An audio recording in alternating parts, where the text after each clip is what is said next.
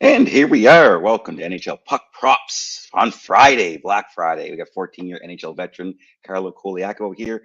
Jared Hockman filling in for Josh Ingles, who is gone on for the weekend. Coco, hopefully we got out of the food coma. We're able to kind of pull Oh, it together. No hockey yesterday, so the guys got a big slate today. Hopefully they're not in yeah. a coma like the rest of us are.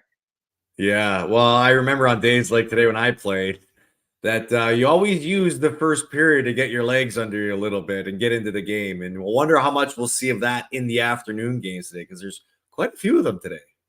Yeah, absolutely. And actually, we're going to start with an afternoon game. We're going to start with the first period bet. So we might be looking at some of those how those legs come in. Looking at the Edmonton Oilers and the Washington Capitals, both teams to score in the first period at a nice plus 140 odds available at Sports Interaction. Listen, Coco, I know you, Josh, and I have been fading the Caps early in the season. The offense has kind of come to life. Got 3 goals in 6 straight games. And we know all about the Oilers' goaltending woes, and it's more of the same. They're on the southwestern swing. Mhm. Allowed 17 goals in 3 games, 7 first period goals. And that's kind of a bigger problem. You see them on the road all season. They've allowed a league worst 4.7 goals per game. But in the opening 20 minutes, 32 goals for and against in 10 games for Edmonton. You've seen the first period, both teams have scored cash in 8 of the last 10, 4 of the last 6 for the Capitals.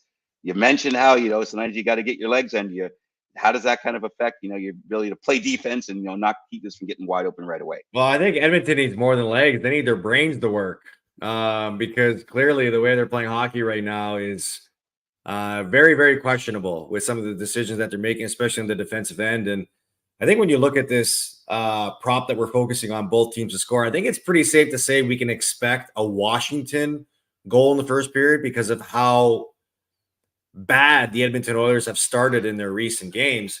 I guess the question you're asking is, can Edmonton score in the first period considering their struggles both on the defensive end and on the offensive end, especially with their power play not clicking as high as we expect them to click with that talent on the ice. So plus 140, I mean, it's good value you're getting there on a team that's clearly in the news right now because of all the pucks they can't keep out of their net, and obviously Washington, all the good things that they're doing offensively. Yeah, and I think you're probably going to see Darcy Kemper in nets for Washington. So it's not like they're like a shutdown defensive team, but you also look at like the over 1.5 total goals for this game. It's minus 166. The over 6.5 due to the over. So they are expecting some action. Again, said the key is Mhm. can we get a first period goal from McDavid and Drysdale and those guys? And Right, pretty plus much. plus 140, we're going to take a shot at it. Um, Absolutely. we're going to move along to another Western Canadian team. We've got the Flames in action against the Stars. We're actually looking at Dallas center Wyatt Johnson over 2.5 shots on goal, also a plus 135. Another plus play from SIA.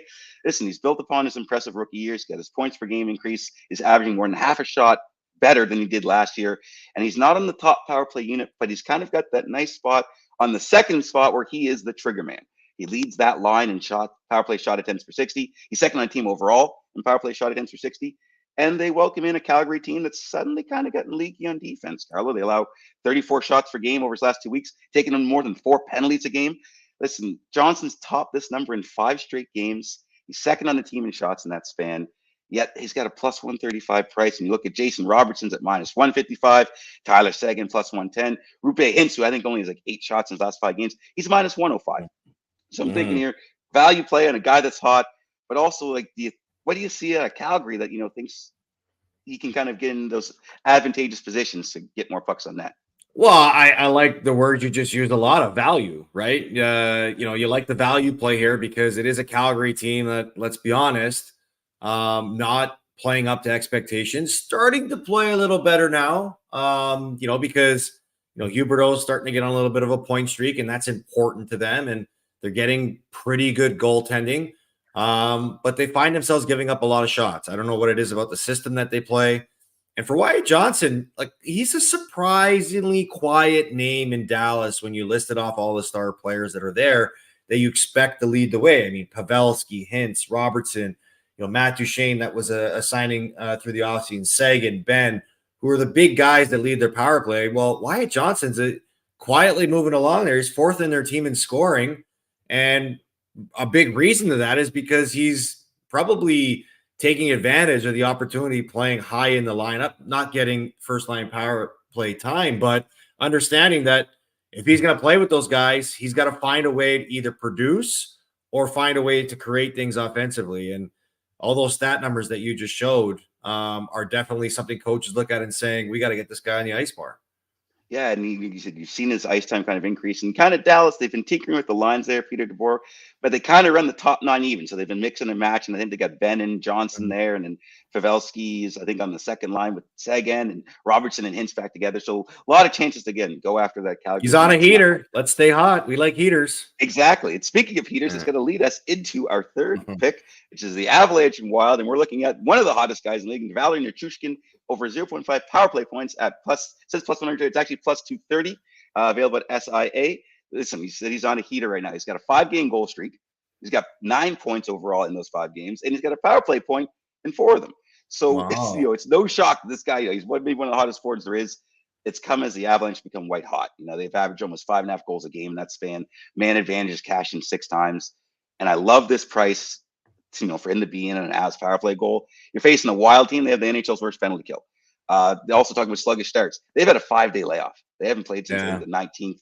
Again, and coming off Thanksgiving. So they might have some slow legs there. Avs draw the almost 5 penalties a game as it is. That extra jump might help. And again, we've kind of talked about value. Nichushkin's plus 230 on that power play, but Nathan McKinnon's even money. Mikko Rantanen's even money. Cale Makar's plus 110. And I'm getting better than 2-1 on a guy that's got that exposure and is producing right now. I love, getting in on this kind of action, this rolling Colorado power play. Yeah, good on you for finding these sneaky plays. I always love when I do shows with you and you find these sneaky plus value power play points, guys, that are hot. I remember last time we did the show together, Rasmus Anderson for the Calgary Flames was like plus 450 or something that record a power play point.